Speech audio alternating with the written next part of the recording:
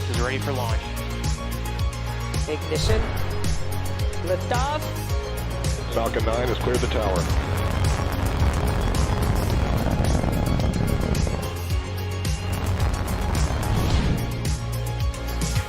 Ten, 9, 8, Side booster ignition. 6, 5, 4, 3, 2, 1.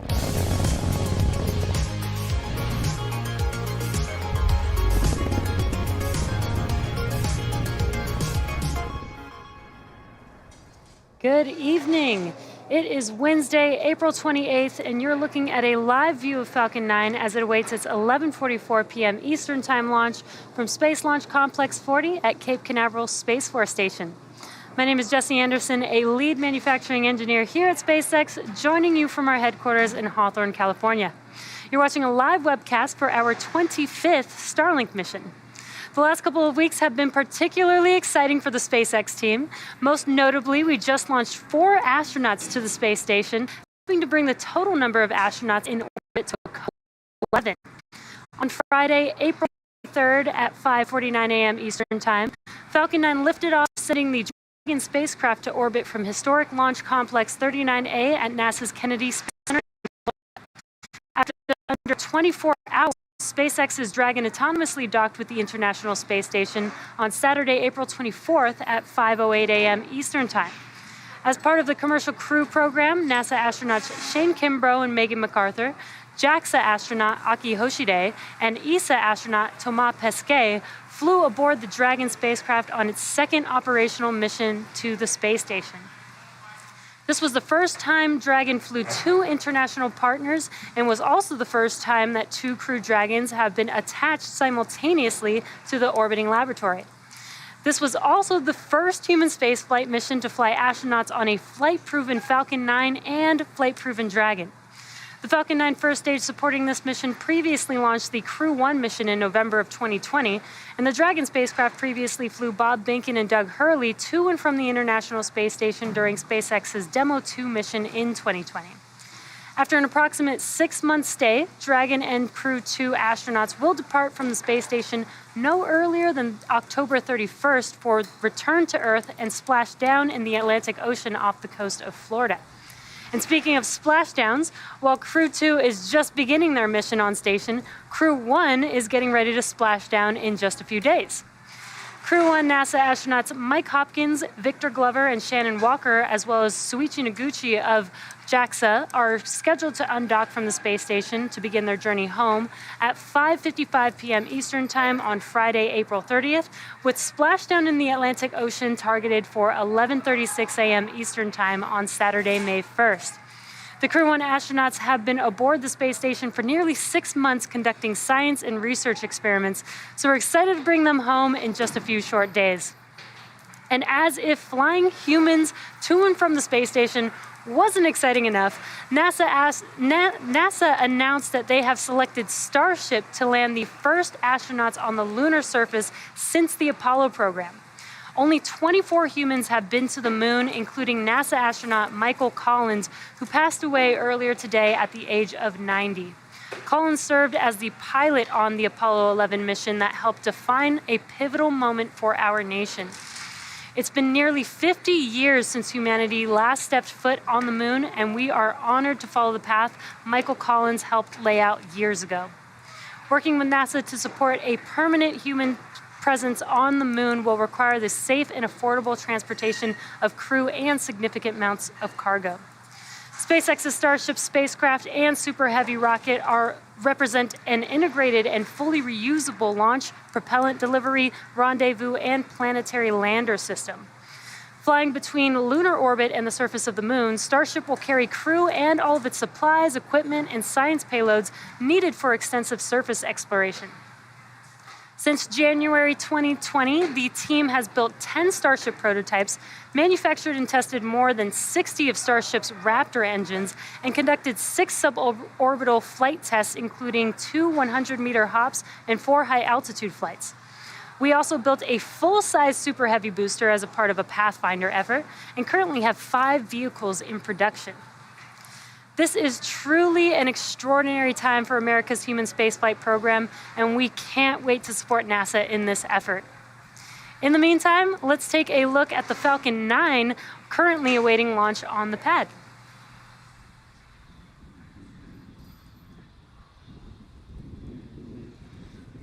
You're looking at a live view of Falcon 9. Our two-stage launch vehicle stands 70 meters or 229 feet tall. And when it's fully fueled, it'll hold just over 1 million pounds of propellant that the vehicle will burn through in less than 3 minutes after liftoff. Now, we prepped Falcon 9 for launch in our hangar at the base of the pad.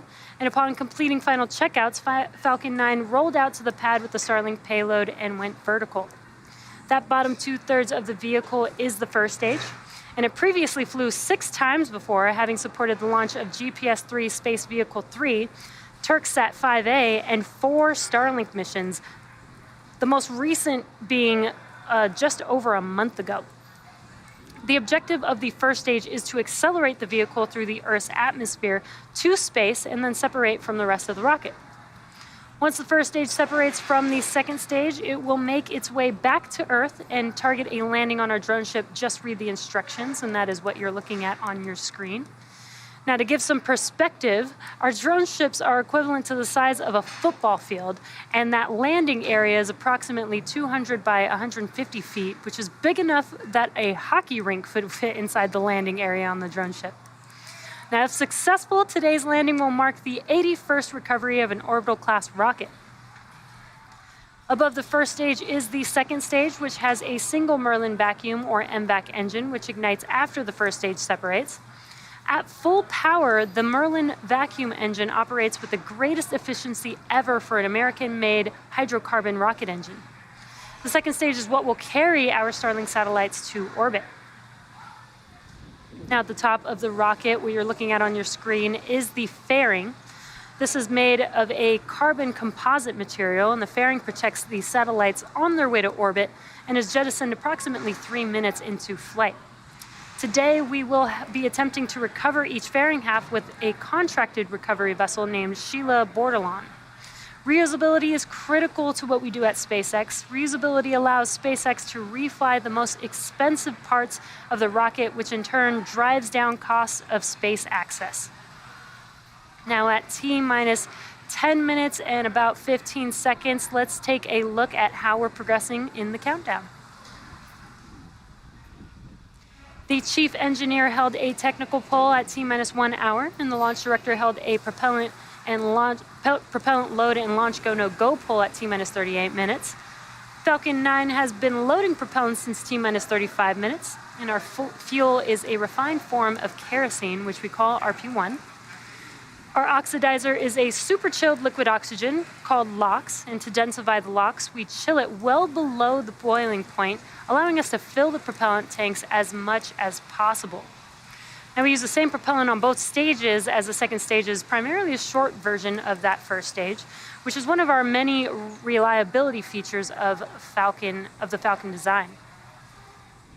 With fuel and oxidizer on hand, we do need an ignition source to complete that fire triangle. For this, Falcon 9 uses TTEB, which you'll see at T-minus 2 seconds via the green spark right before the rocket takes off. In addition to RP1 and LOX aboard, Falcon 9 also uses helium to keep the tanks pressurized in flight and the propellant flowing correctly into the engines without air bubbles as the propellants deplete. Helium load began before the webcast went live and will continue to top off until a minute and a half before launch. Now, very shortly, we will open the pre-valves between the first stage engines and the propellant tanks.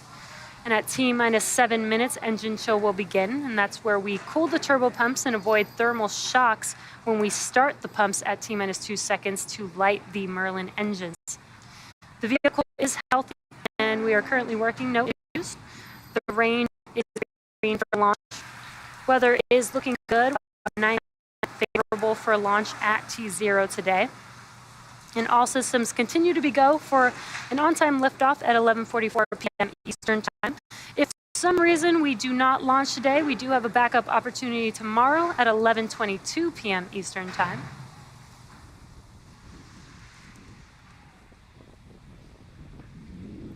We We talked a lot about human spaceflight activities at the front of the webcast. This is why SpaceX was founded. Ultimately, our goal is to enable regular human transport to and from the moon, Mars, and beyond. Our focus on human spaceflight played a significant role in our development of Starlink.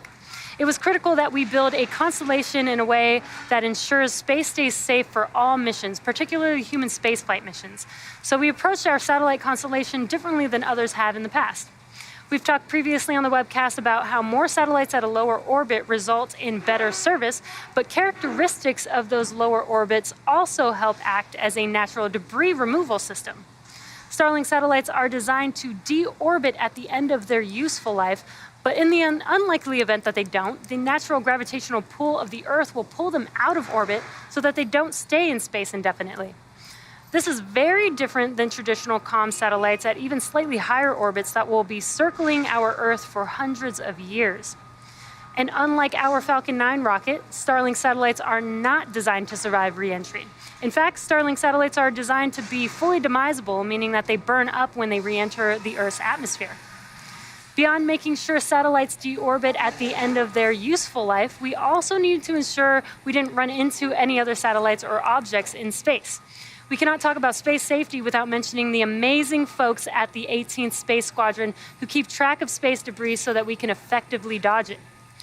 3 times per day, the orbit predictions for all Starlink satellites are uploaded to space-track.org, which is managed by the 18th Space Control Squadron. The 18th Space Control Squadron screens the predictions for conjunctions with tracked objects in their vicinity. The results of the screening are sent to each Starlink satellite so that they can avoid any objects that might cross their orbital path. SpaceX also uploads its own data to be used by the 18th Space Control Squadron for collision avoidance screening for other operators. In addition to working with the 18th Space Control Squadron, SpaceX is also working with NASA on these efforts. In March of 2021, Starlink and NASA signed a joint agreement to ensure deep levels of coordination, cooperation, and data sharing as it relates to space safety and collision avoidance. This agreement was signed after many months of SpaceX sharing all of the details of our satellite operations to ensure that NASA has a full understanding of our approach to space safety. This agreement helps establish a baseline of how all satellite operators might operate most safely, particularly as it relates to human spaceflight and the operation of critical science satellites. We are extremely proud of our efforts to not only provide internet access to the disconnected, but also ensure space remains a place where human spaceflight continues to grow. Now we're currently at T-minus 5 minutes from liftoff, and Falcon 9 is now moving into the final stages of the countdown. We're currently waiting for the transporter erector, or the TE, to retract. The TE is that structure that's right next to the vehicle on your screen. It's slightly behind the vehicle or to the left on your screen. First, the TE clamps will start to open, and then the transporter erector will begin to retract away from the rocket slightly. And then at T0, hydraulics will pull that TE farther away from Falcon 9 to clear the way as the vehicle lifts off. Now we use the TE to roll the rocket out to the pad and raise it to its vertical launch position. And you can see on your screen that the clamps are opening there. Once those clamps are open, the TE will start to retract back.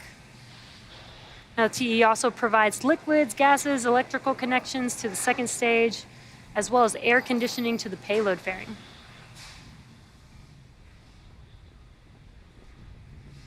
Now, it looks like those clamps are now complete opening up, so that transporter erector looks very, very slight, but you can kind of see it moving back on your screen. Now, the first and second stages are both nearly fully loaded with 1 million pounds of kerosene fuel and liquid oxygen. Super chilled liquid oxygen is our propellant oxidizer. When its temperature is increased, it turns from a liquid to a gas, which is why you see those white clouds around Falcon 9. And that's because that liquid oxygen is meeting that warmer, humid ambient air. First stage should finish prop loading at T-minus 3 minutes in a few seconds here, and then second stage at T-minus 2 minutes. And at T minus 60 seconds, Falcon 9 will be in startup. Togo, bleed verification. And what startup means is that the rocket's autonomous internal flight computers have taken over the launch Stage countdown. 1 LOX load complete. There's that call out. That LOX load is now complete on both first and second stage. Now just inside T minus 2 seconds, we light the Merlin M1D engines, and we use TTEB, as I mentioned earlier, as our ignition fluid. And when it mixes with the oxygen, it will burn a green colored flame. And then we allow fuel into the thrust chamber, and the engine comes up to full power for liftoff at T0. The Starlink payload continues to be healthy, and the Falcon 9 team is tracking no issues on the rocket. Weather is still looking good for T0 today, and the range has cleared the surrounding ground, water, and airspace and are green for launch.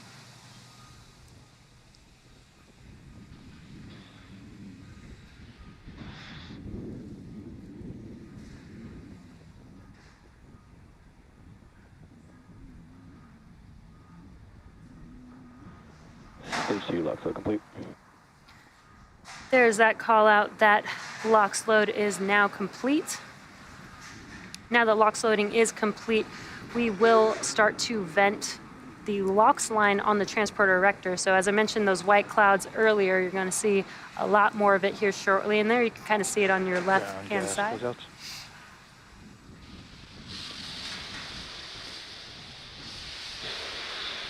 there's that venting that you can see from that LOX line.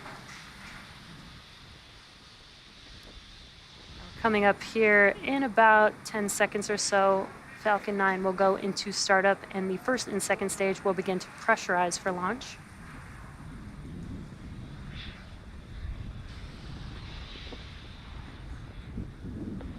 Falcon 9's in startup.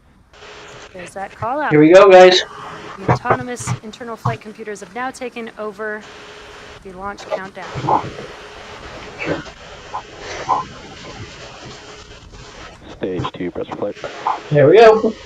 Falcon 9, Starlink, LDs, go for launch. And a great call out. Here we go. Our go for launch here shortly, meaning all systems are ready for T0. T-minus 30 seconds.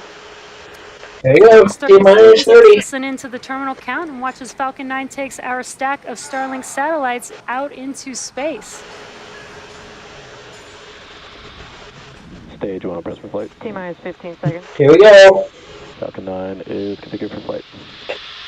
10, 9, 9, 8, 7, 6, 5, 4, 3, 2, 1, 0. Ignition. And Liftoff. Here we go. the Apollo 11 Michael final. May the pursuit of exploration live on.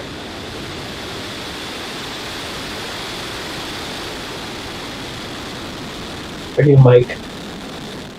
Vehicles pitching downrange. Stage 1 propulsion is nominal.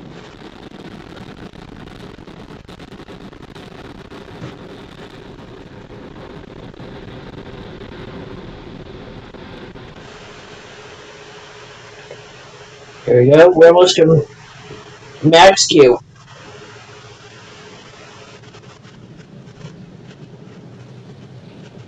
Falcon 9 has successfully lifted off from Cape Canaveral Space Force Station, carrying our stack of Starlink satellites to orbit. The next event coming up here shortly is Max Q. Max Q is the maximum aerodynamic pressure that the vehicle sees on ascent. So throttling Vehicle down. supersonic. Vehicle supersonic. There we go. Pass through that large structural load. Look at that baby go.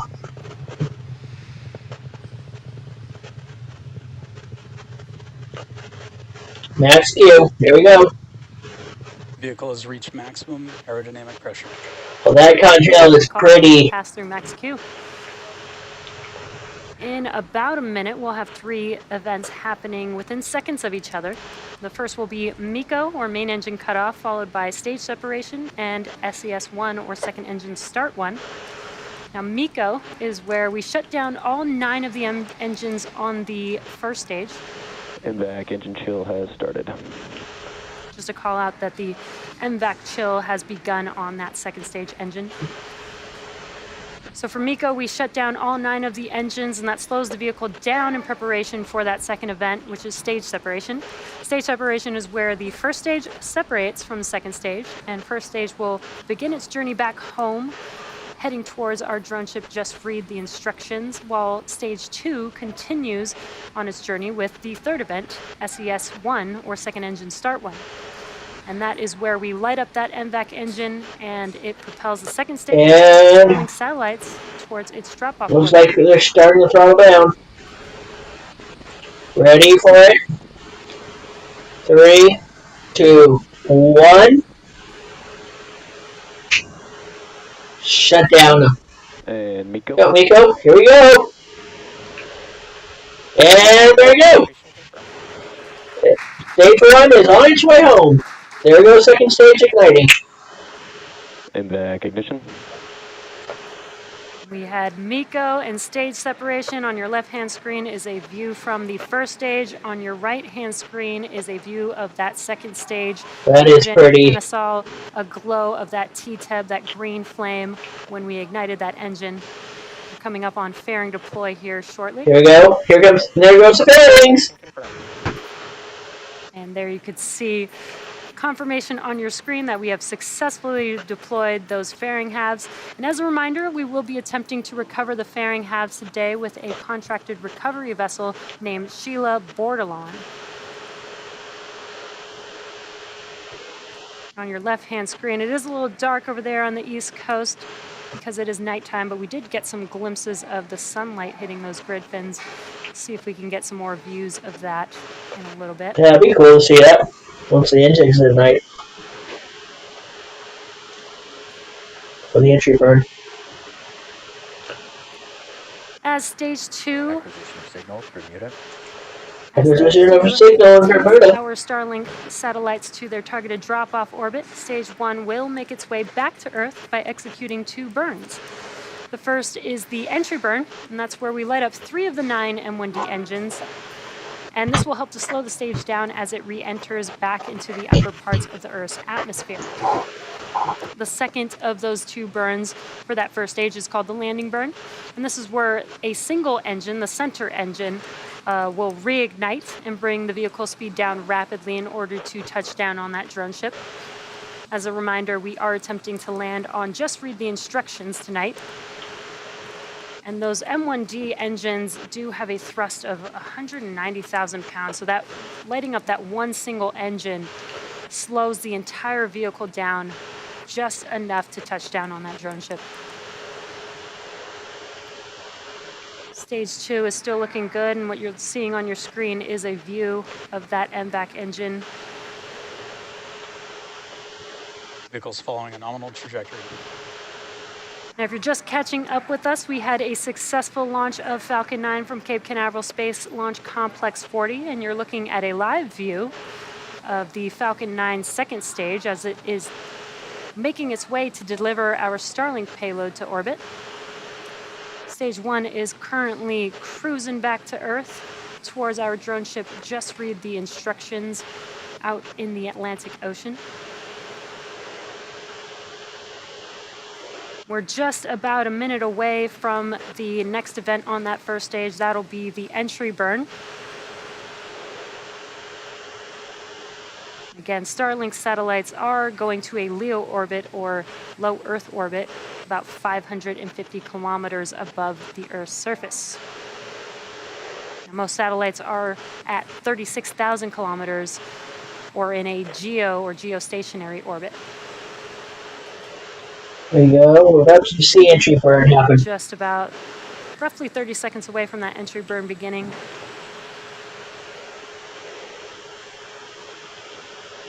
See those little trails of stuff? That's RCS. And on your left-hand screen, there is the first stage. It is a little dark. You can see some glimpses of the nitrogen gas burst that you see there. Mm-hmm. Or RCS. There we go. That's good. And I see the contrails. There we go. Engine has ignited.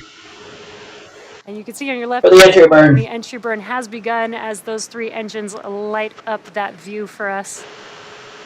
This entry burn will last about 20 seconds long.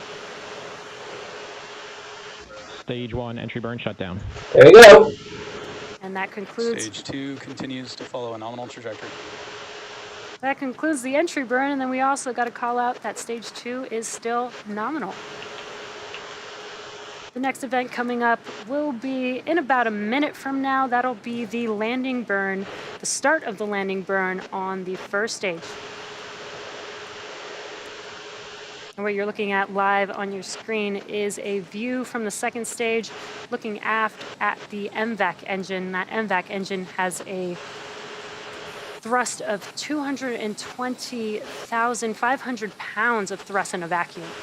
It's a very, very powerful engine taking our Starlink satellites to their targeted drop-off orbit. Stage 1 transonic. Stage 1 is transonic. Still getting good call-outs on that first stage. Alright, where are we? We're about 15 seconds or so away from that landing burn beginning on the first stage. Come on, give us the first stage. Stage 2 still looking good. Mm-hmm. She's almost there. Stage 1 landing burn. There we go! The landing burn has begun. Let's watch and see Uh-oh. if this Falcon 9 can land on our drone ship. Just read the instructions. Uh-oh, uh-oh! Oh no! A really cool onboard view. Stage 1 landing leg deploy. Uh-oh, uh-oh! This is not looking good! Did we get it? And Got it! there you can see Woohoo! Little off! They did it! 9 has landed for its 7th time. This marks our 81st successful recovery of an It's a little off, but they did And it. again, the 7th Not centered, but landing. came a little crooked as you saw, but it landed. Oh no! Call out Looks like it is centered. that second engine cutoff. Wow. Nominal parking orbit insertion. That is so cool. Good orbital Expected insertion. loss of signal. There we go. Now stage 2 is going to coast in this orbit for the next 35 minutes or so. So while that happens, we'll keep you posted on where we are in the coast phase.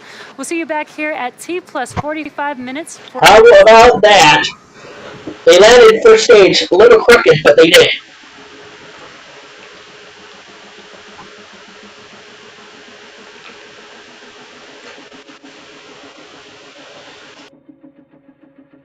Acquisition of signal, Newfoundland.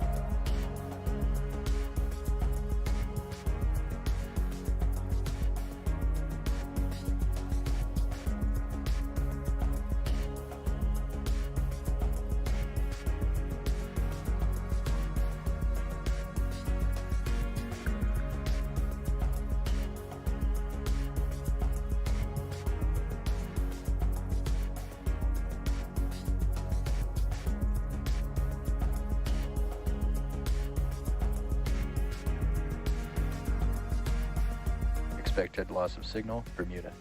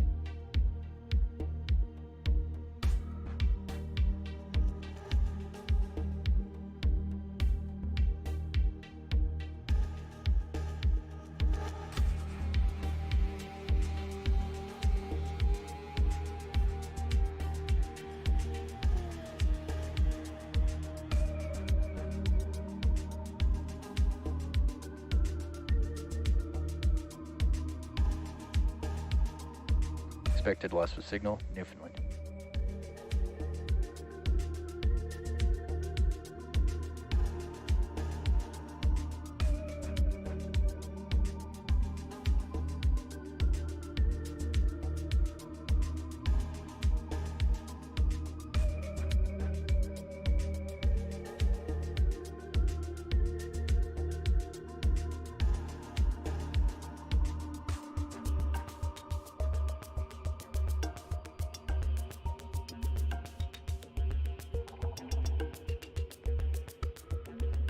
Acquisition of signal, Goonhilly.